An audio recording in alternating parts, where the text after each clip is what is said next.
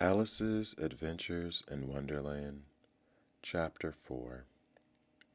The rabbit sends in a little bill.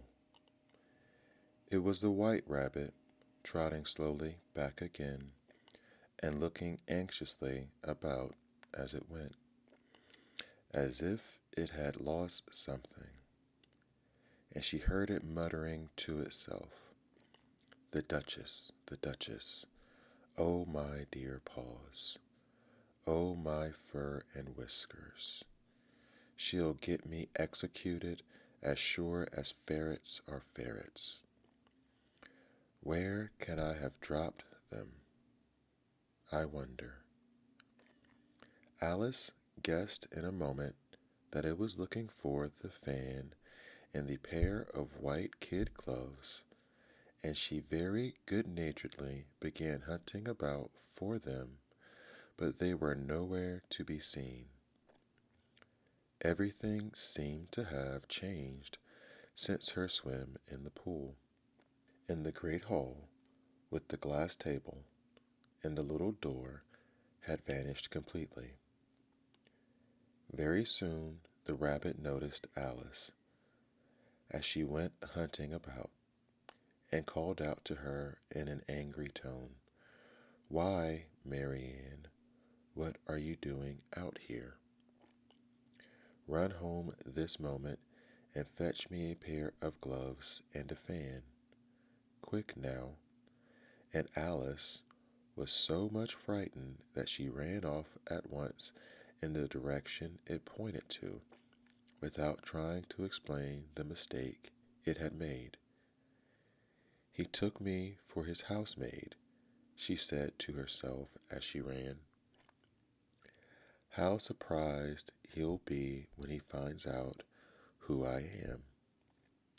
But I'd better take him his fan and gloves, that is, if I can find them." As she said this, she came upon a neat little house, on the door of which was a bright brass plate with the name W. Rabbit engraved upon it. She went in without knocking, and hurried upstairs in great fear lest she should meet the real Mary Ann. And she turned out of the house before she had found the fan and gloves. "How queer it seems," Alice said to herself, "to be going messages for a rabbit. I suppose Dina will be sending me on messages next." And she began fancying the sort of thing that would happen. "Miss Alice, come here directly and get ready for your walk." "Coming in a minute, nurse. But I've got to watch this mouse hole till Dina comes back, and see that the mouse doesn't get out. Only I don't think," Alice went on, "that they'd let Dina stop in the house if it began ordering people about like that." By this time she had found her way into a tidy little room, with a table in the window, and on it, as she had hoped, a fan and 2 or 3 pairs of tiny white kid gloves. She took up the fan and a pair of the gloves, when her eye fell upon a little bottle that stood near the looking glass. There was a label this time with the words, "Drink me," but nevertheless she uncorked it and put it to her lips. "I know something interesting is sure to happen," she said to herself, "whenever I eat or drink anything, so I'll just see what this bottle does. I do hope it will make me grow large again, for really I'm quite tired of being such a tiny little thing." It did so indeed, and much sooner than she expected. Before she had drunk half the bottle, She found her head pressing against the ceiling and had to stoop to save her neck from being broken. She hastily put down the bottle, saying to herself, "That's quite enough. I hope I shan't grow any more. As it is, I can't get out of the door. I do wish I hadn't drunk quite so much." Alas, it was too late to wish that. She went on growing and growing, and very soon had to kneel down on the floor. In another minute there was not even room for this, and she tried the effect of lying down with one elbow against the door, and the other arm curled around her head. Still she went on growing, and, as a last resource, she put one arm out of the window and one foot up the chimney, and said to herself, "Now I can do no more. Whatever happens, what will become of me?" Luckily for Alice, the little magic bottle had now had its full effect, and she grew no larger.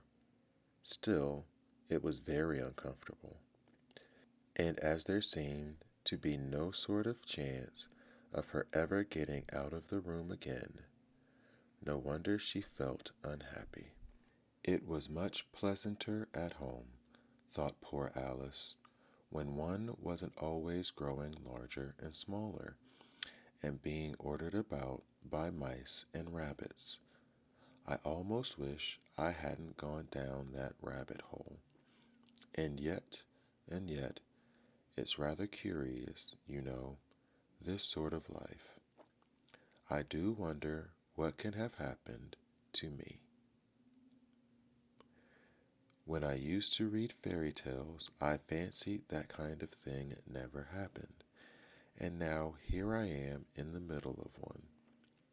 There ought to be a book written about me. That there ought.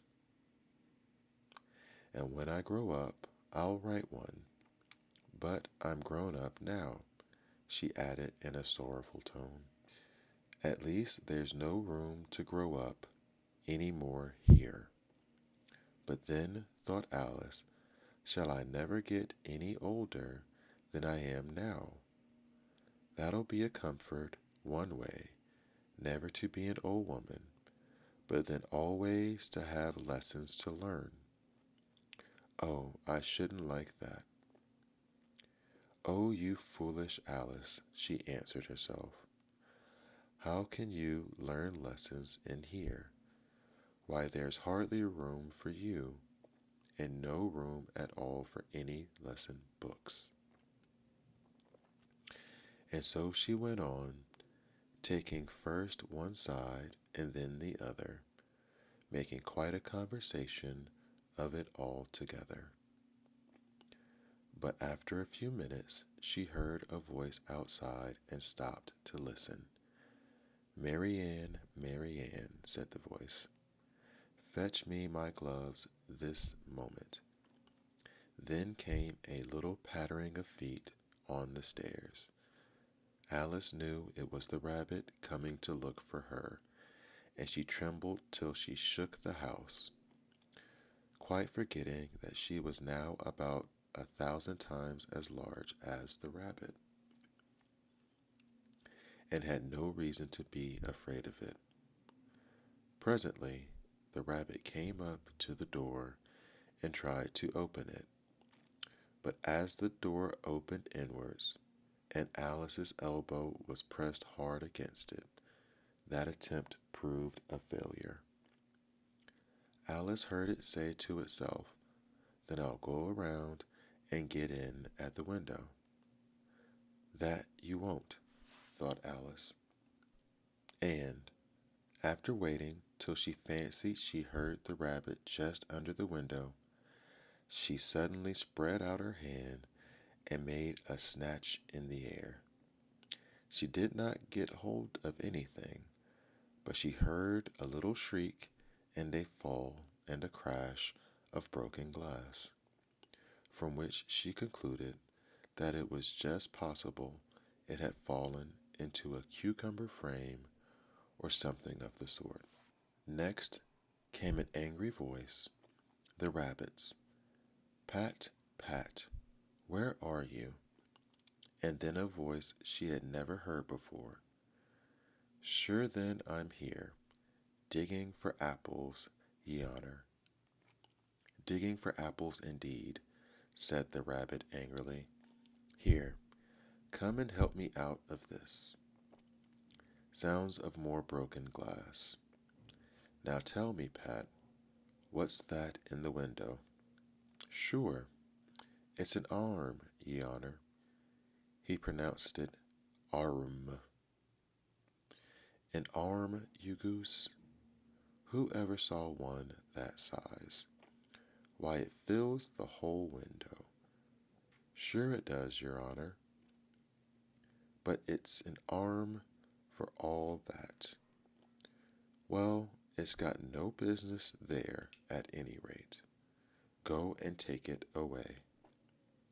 There was a long silence after this, and Alice could only hear whispers now. And then, such as, Sure, I don't like it, your honor, at all, at all. Do as I tell you, you coward. And at last she spread out her hand again and made another snatch in the air. This time there were two little shrieks and more sounds of broken glass. What a number of cucumber frames there must be, thought Alice. I wonder what they'll do next. As for pulling me out of the window, I only wish they could. I'm sure I don't want to stay in here any longer. She waited for some time without hearing anything more. At last came a rumbling of little cartwheels, and the sound of a good many voices all talking together. She made out the words, Where's the other ladder? Why, I hadn't to bring but one. Bill's got the other. Bill, fetch it here, lad. Here, put 'em up at this corner. No, tie 'em together first. They don't reach half high enough yet. Oh, they'll do well enough. Don't be particular. Here, Bill, catch hold of this rope. Will the roof bear? Mind that loose slate. Oh, it's coming down, heads below. A loud crash. Now, who did that? It was Bill, I fancy. Who's to go down the chimney? Nay, I shan't. You do it. That I won't then. Bill's to go down. Here, Bill, the master says you've to go down the chimney. Oh, so Bill's got to come down the chimney, has he? Said Alice to herself. Why, they seem to put everything upon Bill. I wouldn't be in Bill's place for a good deal. This fireplace is narrow, to be sure, but I think I can kick a little. She drew her foot as far down the chimney as she could, and waited till she heard a little animal. She couldn't guess what sort it was, scratching and scrambling about in the chimney close above her. Then, saying to herself, This is Bill, she gave one sharp kick and waited to see what would happen next. The first thing she heard was a general chorus of, There goes Bill. Then the rabbit's voice alone. Catch him, you by the hedge. Then silence and another confusion of voices. Hold up his head. Brandy now. Don't choke him. How was it, old fellow? What happened to you? Tell us all about it. At last came a little feeble, squeaking voice. That's Bill, thought Alice. Well, I hardly know no more. Thank ye. I'm better now, but I'm a deal too flustered to tell you. All I know is something comes at me like a jack in the box, and up I goes like a skyrocket. So you did, old fellow, said the others. We must burn the house down, said the rabbit's voice, and Alice called out as loud as she could, If you do, I'll set Dinah at you. There was a dead silence instantly, and Alice thought to herself, I wonder what they'll do next. If they had any sense, they'd take the roof off. After a minute or two, they began moving about again, and Alice heard the rabbit say, A barrowful will do to begin with. A barrowful of what? Thought Alice. But she had not long to doubt, for the next moment a shower of little pebbles came rattling in at the window, and some of them hit her in the face. I'll put a stop to this, she said to herself, and shouted out, You'd better not do that again, which produced another dead silence. Alice noticed with some surprise that the pebbles were all turning into little cakes as they lay on the floor, and a bright idea came into her head. If I eat one of these cakes, she thought, it's sure to make some change in my size. And as it can't possibly make me larger, it must make me smaller, I suppose. So she swallowed one of the cakes and was delighted to find that she began shrinking directly. As soon as she was small enough to get through the door, she ran out of the house and found quite a crowd of little animals and birds waiting outside. The poor lizard, Bill, was in the middle being held up by two guinea pigs, who were giving it something out of a bottle. They all made a rush at Alice the moment she appeared, but she ran off as hard as she could and soon found herself safe in a thick wood. The first thing I've got to do, said Alice to herself as she wandered about in the wood, is to grow to my right size again. And the second thing is to find my way into that lovely garden. I think that will be the best plan.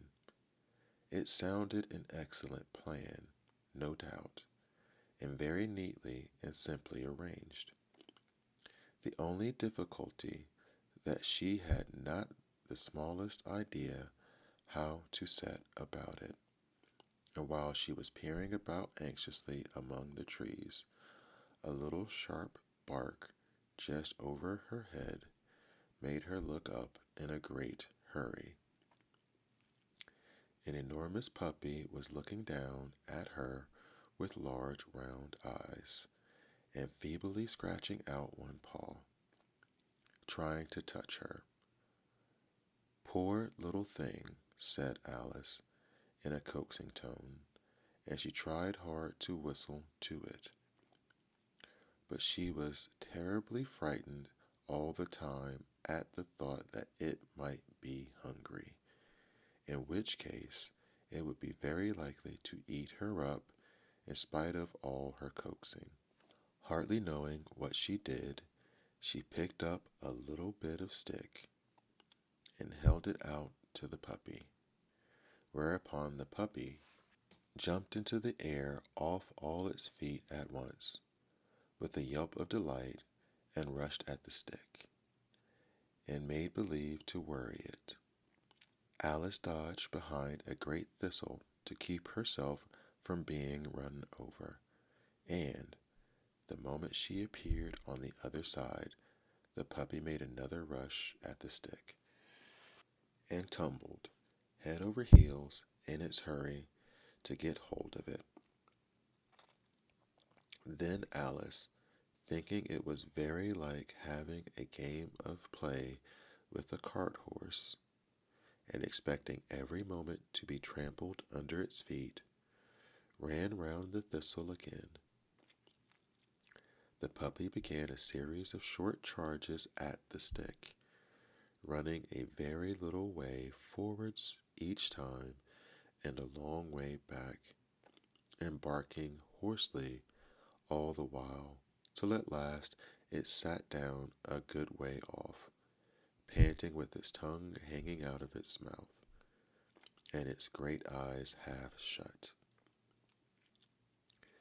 This seemed to Alice a good opportunity for making her escape.